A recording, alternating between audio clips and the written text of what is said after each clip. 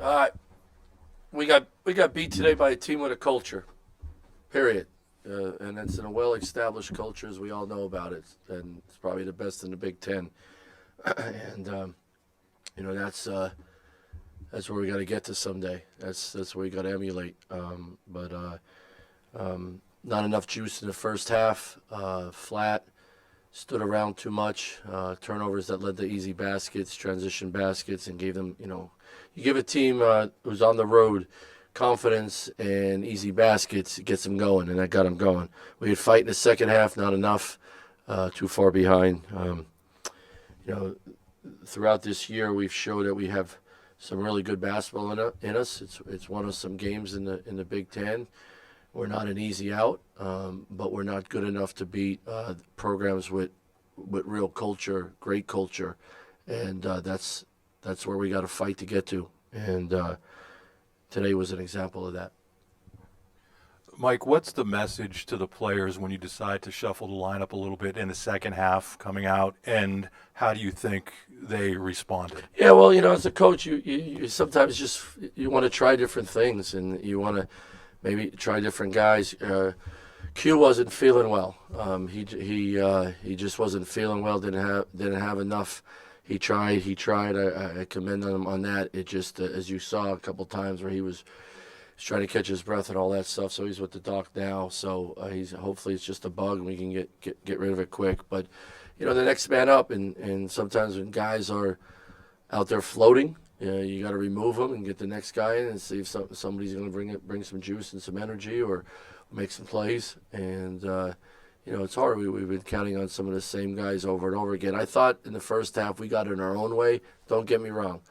Michigan State had a lot to do with it, but and that's a part of character, culture, getting to a point where you don't beat yourself. But that takes time, and that doesn't happen just because you played well 2 weeks ago or the last 3 games or whatever. It's like this, and when you're building it, and you just gotta stick to what's really, really important. Keep talking about it. Certain guys will be on board. The guys that aren't, they're gonna learn the hard way, and you just gotta keep pounding the rock, and that's how you build a program. Mike, we've talked about the full 40 minutes ad nauseum this season. Yeah. And Zach mentioned that at some point, there's a conversation that needs to be had with, between him and the other players about you only have so many chances at this. Well, that's what I said to them, John. I played, you think you have a lot of games when you start your career, and then you finally realize you get halfway and you're like, wow, I'm halfway done, or I only got another year left. For some guys, they only have 6 games left, maybe a 7th, maybe an 8th, maybe. And then that's it. And the pain of discipline to play right so you could win, or the pain of regret, right? The pain of regret you can never change. And, it's hard when you're 18 to 23 because you're sensitive about yourself and how you feel. I'll be all right, yeah, whatever. We've all been there, including me. I regret my freshman year in college. Wish I had some of those games back, but I got more. And then you get to your junior, senior year and you realize, man, I don't have many left with my boys, and we don't have many left in this year. What are we going to do about it? And we've had signs, as you guys have all mentioned and seen, pretty good basketball, and we've won games in the Big Ten and on the road against good teams. But today's a frustrating day because, man, you want to find a way to stay at that level against a good team like Michigan State, and we're not that program yet. We'll get there. When at this point, do you think it's too late to get to that point this season, or do you need an because to do it? you guys probably wrote us off, and then we go win at Rutgers and win at Indiana. None of you guys thought we'd win at Indiana. I thought we could. I thought we could have won today. That's just me. So that's why I took the job, because people don't think we could win here. Watch. We will. It's just going to be really, really hard, and there's going to be a lot of tough decisions, and you're going to have some nights like this. I'm built for this. And I'm going to find dudes that want to be built for this. And we know what we're doing. And can we go beat teams? Yeah. But we showed it too that anyone could beat us. And that's the frustrating part as a coach and as a player, when you're up and down like that. And I wish we were more consistent. I wish we were mentally tougher. We're not. At times we are. And, a great example of that is when you're coaching a response to something, or your coaching reactions instead of coaching the next play and getting ready for the next thing or what's coming up on the scouting report. And that's you gotta build it. We gotta get to a point where that's not how we do it here, man. Or an upperclassman tells a young guy, "Hey, yo, man, that's not how we do it. That's not how Coach Rhoades does it."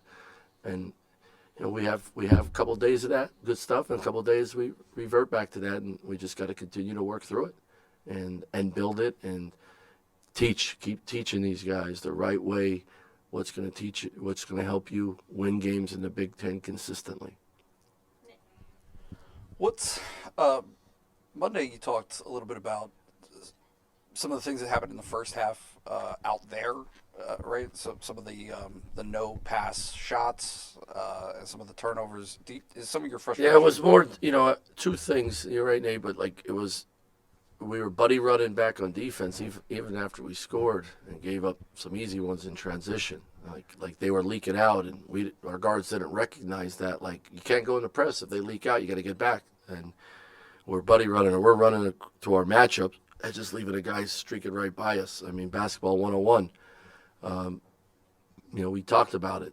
Hall takes the ball out faster than anybody in the country, and they outlet it up the court real quick. So if they do that, all right, then we're just back in it's defensive transition even after a make, and that caught us. And then I thought we had some just poor, careless turnovers that got them out and got them confident.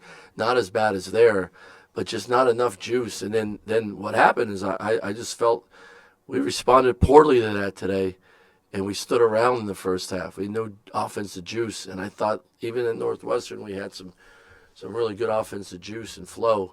We didn't have that. We got it more in the second half. We got downhill, drew fouls. We got some inside out. I mean, if you was tell me we 12 for 12 from the foul line and 12 for 23 from three, we're all sitting here going, oh, what? But not enough mental toughness, not enough emotional intelligence of moving on to the next play to be ready. And they have it. Coach Izzo's team has it. Mike, Aikens had a great first half with 16 points. What would you attribute that to? We lost them in transition. I thought our ball screen defense was poor early on, and that ball got hot out of the ball screen, and we had a couple guys out of position. Two of them for sure. I'll watch the tape tonight, Joe, and figure it out for four, but we just let him get loose. And, you make one or two, you got to know who he is. And, we put Ace on him more in the second half, so he didn't get any, but then another guy scored. And Hall was a beast today. He's a beast. We didn't have an answer for him. Made him look like an All-American, but he's pretty darn good. Mike, Zach mentioned kind of a lack of energy there in the first half. I think that's something we've seen on the road, not much at home. How does that factor into what you're talking about with building a culture? Yeah, I think these guys play energy? hard, but it's also there's so much more to it. There's so much of being ready to play, and then making sure the guy on your right and your left's ready to play, and it all adds up. And I think sometimes you're playing not to mess up or not to ruin the game against Michigan State, instead of having the juice and the energy to say, nah, we're going to play, we're going to beat these guys. It's a mindset. You got to build a mindset. When you're building a program, the mindset's not always there. You talk about it, but it doesn't mean it's showing up every day. And I think that's been a lot of that this year. I think we have some guys that get down on themselves too early when some things don't happen, and that zaps energy. And like I said, when you're coaching, you're coaching players' responses and dealing with adversity more than the game itself. That takes a toll on you. And I think we've had that. I thought that was the first half today. I thought the second half we responded better. We had more juice. We played better. We played harder. We fought more. So, the thing about it is when you're an athlete at this level, you're going to get hit square between the eyes sometimes. And the most important thing about this, and this is the life lesson I hope I could teach our guys here, if they play for me, is you're going to get knocked down. Things aren't going to go your way. That's life, man. Let's teach ourselves through basketball that we're going to handle it the right way. We're going to figure it out, and we're going to fight. And we've had it at times this year, but we didn't have it tonight enough to beat a really good team, in my opinion. Last question, Matt. Hey, Mike, there was a sequence, I think it was late in the first half. Jamil wound up with the ball in his hands, ended up in a shot clock violation. You took him to the bench, he went and sat down, you pulled him back over to you and talked to him. What was the message there? If you can remember. Yeah, there's a few of them today, man. And then what was the message after all of those No, possessions? I think he does such a great job moving without it and creating some, we call it ghost screens and slices. So when the clock was going down, go play with the next guy next to you. I think it was Ace. Like, go play with Ace and get a ghost screen or go screen, hit and screen or slice it. That because he's not as good off the dribble as the next guy, but he's really good moving without it. I think that's what it was. Yeah. All right, guys. Thank you.